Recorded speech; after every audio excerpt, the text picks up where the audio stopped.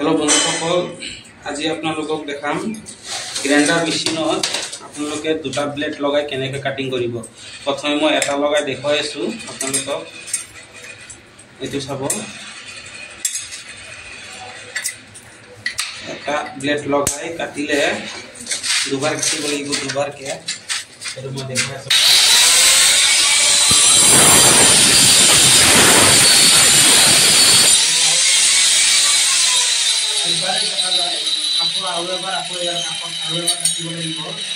আৰু যদি আপোনালোকে শৰ্টকাট ভাবে যে একেবাৰতে মই দুটাই কাটিম, তেতিয়াহ'লে এনেকুৱা বস্তু এটা লাগিব। এইটো সব যদি আপোনালোকে কিনোতে নাপায়, মই ডেছক্ৰিপশ্যনত ইয়াৰ লিংকটো দি দিম। আপোনালোকে তাত অনলাইন গৈ কিনিব পাৰিব এমাজনৰ পৰা। মইতো লগাই দেখুৱাই আছোঁ আপোনাক। এইটো চাব, এইটো পিছফালে ঠেট আছে, এইটো এনেকৈ লগালে এনেকৈ লগাই দিলে তাৰপিছত আৰু এটা ব্লেড তাৰ ওপৰত লগাই দিব। ইয়াৰ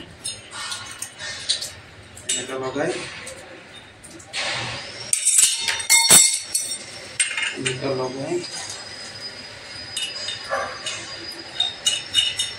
এইটো চাওক তাত দি দিব। এতিয়া চাব আপোনালোকে কেনেকৈ